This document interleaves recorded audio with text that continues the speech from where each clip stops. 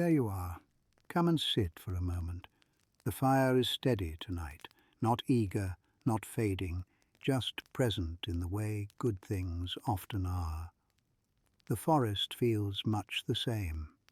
Quiet, but not empty. Still, but not asleep. As though everything has agreed to remain exactly where it is, at least for now. You don't need to listen too closely. Whispergrove never asks for that. It notices you whether your thoughts stay here by the fire or drift somewhere slower, further down the path. There are evenings meant only for walking familiar ground, for following paths that know your feet and asking nothing in return. This story begins on such an evening, nothing called out, nothing shifted out of place. And yet, with each step, something walked just behind, careful not to be seen, careful not to fall behind. Tonight, I want to tell you about that presence, about a forest that does not allow everything to show itself, and about what happens when someone chooses not to turn around. So let your shoulders rest. Let the fire burn as it will. We are not searching tonight. We are simply listening and walking on. I have walked the paths of Whispergrove long enough to know when the forest is settled. There is a particular stillness to it, not silence, but agreement, the kind that forms when nothing is being asked to change. That afternoon carried all the signs of such balance. The air rested evenly between the trunks, cool but unburdened, carrying the familiar scent of damp bark and slow-growing moss. Light filtered through the canopy in patient layers, touching the ground without urgency, as though the sun itself understood it would be received whether it hurried or not. I walked without destination. These are the walks Whispergrove permits most easily, the ones without intention. My staff met the earth at a steady pace, each tap answered softly by soil that knew my weight. Roots shifted imperceptibly beneath the surface, not to hinder me, but to make room. Nothing resisted.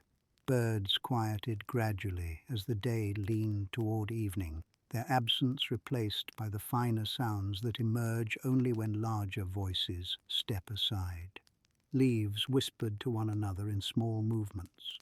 Somewhere deeper in the forest, water moved through stone, slow and certain. I followed a familiar trail eastward, one that curves gently rather than choosing a direction outright. It passes no landmarks of note, no hollows or clearings worth remembering. I favor it precisely for that reason. Paths that do not ask to be noticed tend to offer more in return. I had taken no more than a dozen steps when the forest shifted, not around me, but behind. At first, I dismissed the sensation. Whispergrove is always moving. Growth and decay rarely announce themselves, and the forest has no interest in startling those who walk it with care. I continued forward, listening only to the rhythm of my own steps. Then the sound came again, not loud, not hurried. A second set of footfalls arriving just after my own. I slowed. The steps behind me did the same. I stopped fully, allowing my staff to settle against the earth. The forest ahead remained unchanged. Light still filtered downward, leaves still stirred. Nothing suggested intrusion or threat. I waited. Whatever followed did not approach. I turned. There was nothing behind me but trees and the narrow ribbon of path I had just walked. Roots lay undisturbed. Fallen leaves held their places.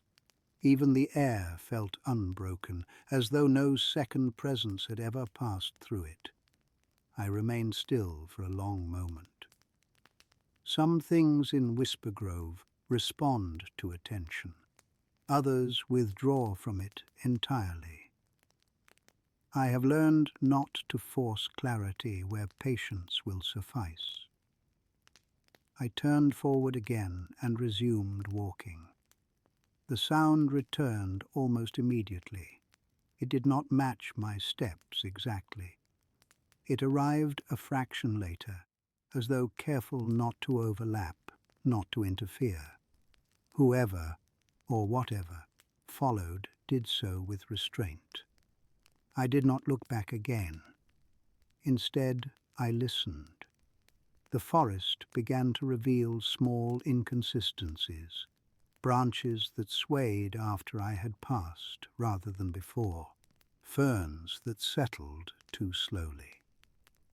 Once I caught the faint impression of breath, not close, not near enough to feel, but present all the same.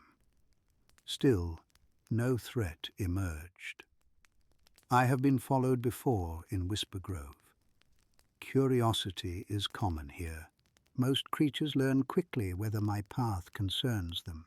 Those that do not usually make themselves known in other ways. This presence did not. As dusk thickened, the light shifted lower between the trunks, lengthening shadows across the path. I adjusted my pace unconsciously, keeping it even, unhurried. The sound behind me persisted, neither gaining nor falling back. It wanted something, that much was clear. But it did not want me to stop. We walked this way for some time, long enough for the forest to grow quieter, for the evening insects to claim their place in the air. The path curved gently northward, leading toward the deeper reaches of Whispergrove, where the old trees gather closer together.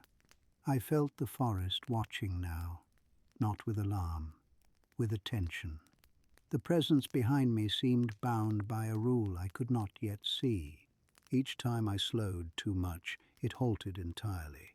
When I increased my pace, it followed, always keeping the same careful distance. Once, against my better judgment, I turned my head slightly, just enough to catch movement at the edge of my sight. Something tall, something that had already begun to change. The impression vanished the moment I focused on it, leaving behind only the familiar shapes of bark and shadow. A tree trunk where there should not have been one. Moss clinging more thickly than before. I faced forward again. The forest did not react, but I felt with quiet certainty that I had crossed the edge of an understanding. This was not a creature hiding from me. It was a creature that could not allow itself to be seen. As that realization settled, the air grew heavier, not with danger, but with restraint. Whispergrove tightened around the path, narrowing it subtly, guiding us onward. I recognized the direction now. The trail bent toward the old settlement grounds, where the forest folk gather when they choose to gather at all. The presence behind me drew closer, not enough to touch, just enough to hope. I did not turn again. Some paths are not meant to be walked alone. Others are meant to be walked for someone who cannot take them themselves. And as the first lights of the forest folks' dwellings began to glow faintly through the trees ahead, I understood that this walk had never been about where I was going. It was about who needed to arrive. The forest folks' dwellings do not announce themselves. They are not hidden, exactly, merely uninterested in being found. Light seeps from them rather than shining outward, soft and low, filtering through woven branches and living walls grown patiently over generations. The forest accommodates their presence without interruption, bending gently around the spaces they occupy. As I approached, Whispergrove slowed. Not my steps, the forest itself. Wind settled, leaves grew still. Even the insects quieted, as though something delicate was about to occur, and noise would only interfere. The presence behind me stopped, I felt it immediately. The careful footfalls ceased, not abruptly, but with deliberation. Whatever followed me understood this place carried a boundary it could not cross, not yet. I continued alone. The village lights brightened slightly as I entered their outer ring, acknowledging me in the way they always have. I did not look toward the dwellings. I did not call out. Words here are secondary. Intention arrives first. I walked to the clearing at the village's edge, where the trees part just enough to allow the sky to be remembered.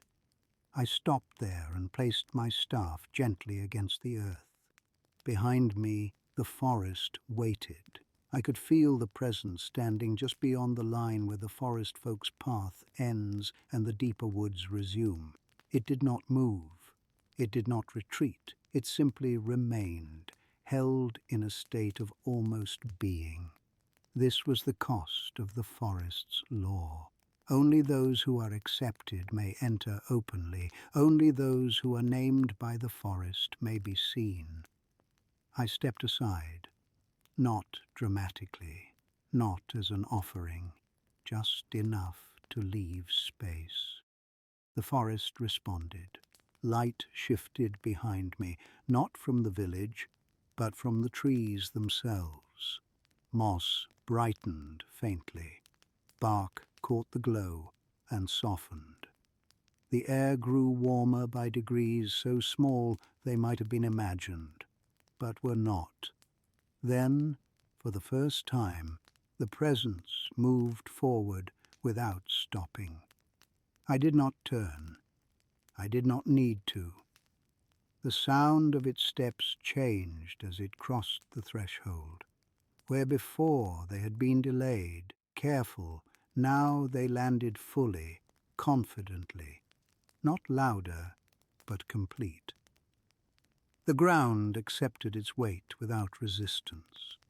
A breath passed close to my shoulder. Not the breath of an animal, nor of a man, but something slower, deeper, as though it had been held for a very long time and was only now being released. When I finally turned, the forest did not withdraw it. The creature stood before me in its true form. It was tall, its shape drawn upward rather than outward, as though it had grown in response to surrounding trees rather than in competition with them. Its body was formed of aged bark and living grain, softened by layers of moss and pale lichen. Small fractures traced its surface, glowing faintly from within with a warm, patient light. Not a magic that demanded attention, but one that endured quietly. Its face was little more than suggestion. Where features might have been, there were contours shaped by time and weather rather than design. Two gentle points of light marked where eyes would be, dimmed now, respectful. It did not look at the village. It looked at me. For a long moment, neither of us moved. I felt then what the forest had been holding back. Not danger, not judgment, but sorrow, restrained by discipline. This being had existed within Whispergrove without belonging to it, present yet unrecognized, bound by rules it had not broken but could not escape. It took a step toward me, then another. Its movements were careful, uncertain, as though unsure how close was permitted. When it reached me, it hesitated, its long arms lifting slightly before stopping, suspended in a moment of quiet doubt. I did not step away. I nodded once. That was all the permission it needed. The creature's arms settled around me, light but certain, the texture of its form rough and warm all at once. Moss brushed against my shoulder. A single dry leaf loosened from its surface and fell soundlessly to the ground between us. The embrace was not tight. It was deliberate, the kind that comes from someone who has waited a long time to know whether such closeness would ever be allowed. the forest breathed again. Light rippled outward from where we stood, passing gently through the village trees and back into the deeper woods. The forest folk did not emerge. They did not need to. Whispergrove itself had acknowledged what mattered. After a time, the creature released me. It did not step back immediately. Instead, it remained close, as though memorizing the feeling, the weight, the warmth, the certainty of having been seen. Then it turned toward the forest, its form no longer stiffening, no longer attempting to disappear. Bark remained bark. Moss remained moss. Nothing rushed to reclaim it. It belonged now. I retrieved my staff and rested it once more against the earth. The forest felt different beneath my feet, not changed exactly, but settled in a new way, as though a long-held tension had finally been allowed to ease. I left the village without ceremony. Behind me, the creature remained at the edge of the clearing, its form blending naturally into the surrounding trees without vanishing. It no longer needed to hide. It simply stood where it was meant to stand. As I walked home through the darkening paths, Whispergrove followed my steps with quiet approval. The forest does not reward actions. It recognizes balance when it returns. Some beings do not seek to be known by many. They ask only for one witness, and sometimes that is enough to change the shape of a forest forever. And so the forest released what it had been holding, not all at once, not loudly, but with the quiet certainty of something long delayed finally allowed to arrive. The path remained where it was. The trees did not shift back. Nothing rushed to undo what had been done. That is not how Whispergrove works. When the forest accepts a change, it does not erase what came before. It makes room beside it. Some beings wander for a long time without being seen, not because they are invisible, but because the world has not yet decided where they belong. And sometimes all that is required is a single witness willing to walk ahead without looking back. If your own thoughts have been following you tonight, you do not need to confront them. You do not need to name them. Let them walk behind you for a while. They will reveal themselves when the path allows it. Stay here as long as you wish. The forest is patient, and if you choose to rest now, know that somewhere beneath these branches, something once unseen is standing quietly in its place. Good night, my friend.